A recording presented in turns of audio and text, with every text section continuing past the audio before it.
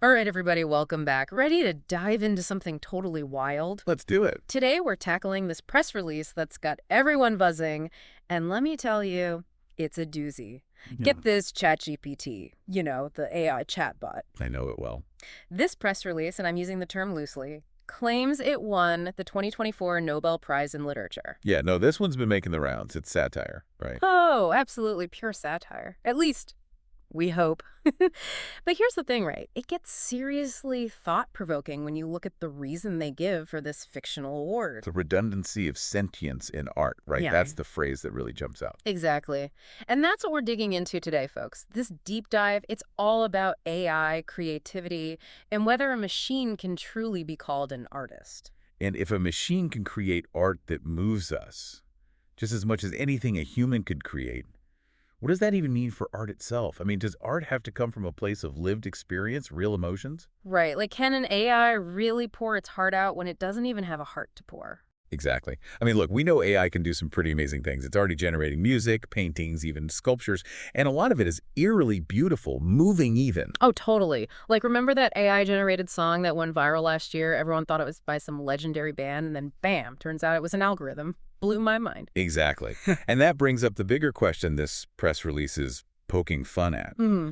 What does it even mean to be creative in the age of AI? If AI can create something that resonates with us on a deep emotional level, Yeah, even if it doesn't feel those emotions itself. precisely, it really challenges our entire understanding of creativity and where it comes from. Okay, so let's break this down a bit. We've got this fictional Nobel Prize, right, awarded to ChatGPT for what they call his intricate tapestry of prose. Go bite. So on the surface, it's clearly playing on this idea of AI as this masterful wordsmith, which, let's be real, AI can be pretty darn good with language. Oh, absolutely. I mean, the way these language models work, it's actually pretty mind-blowing. They can analyze massive amounts of text, like way more than any human could in a lifetime. Right, like drinking from a fire hose of information. Exactly. And they pick up on patterns, structures, all those nuances of language that we humans use, often without even realizing it. So then they can turn around and spit out something that sounds like it was written by Shakespeare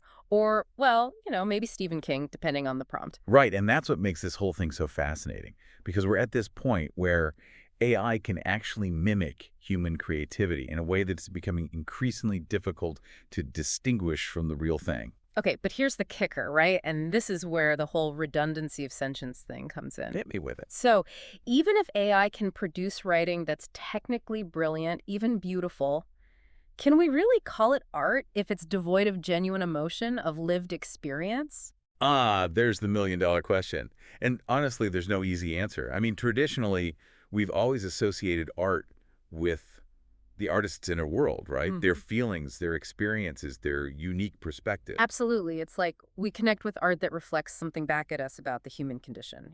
Exactly. So when you strip away that human element, that sentience, it really makes you question what's left. Can you have art without the heart? Right, and that's what makes this satirical press release so brilliant, I think, because it forces us to confront these really uncomfortable questions head on. I mean, are we really saying that sentience is redundant in art? And that's where things get really interesting, because on the one hand, you could argue that art needs that human touch, that emotional depth, to truly resonate with us. Because ultimately we're emotional creatures, right? We connect with things on a feeling level. Exactly.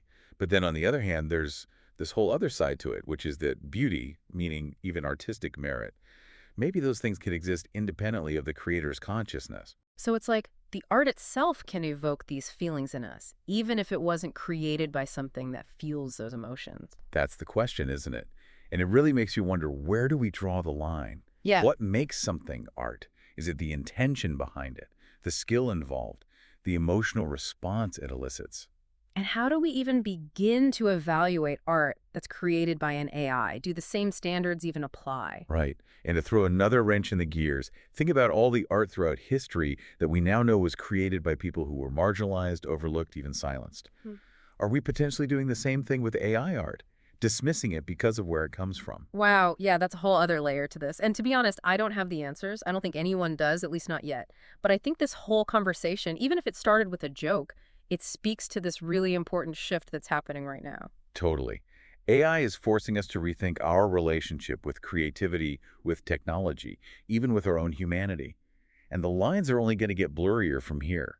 Absolutely. And to bring this back to the whole ChatGPT Nobel Prize thing, I love how they use that image of a robot, designed in that old-timey style with the laurel wreath and everything. Yeah, it's like they're placing AI right there in the hallowed halls of human achievement, but with a wink and a nod. Exactly. It's playful, but it also has this underlying current of, I don't know, maybe even a bit of a warning. Like, hey, wake up, folks. The future is now. Right. And it's asking us, are we ready for a future where the line between human creativity and AI becomes increasingly difficult, if not impossible, to define? It's definitely something to ponder, right? And I think that's what this deep dive is all about. It's not about having the answers, but about asking the right questions. Couldn't have said it better myself.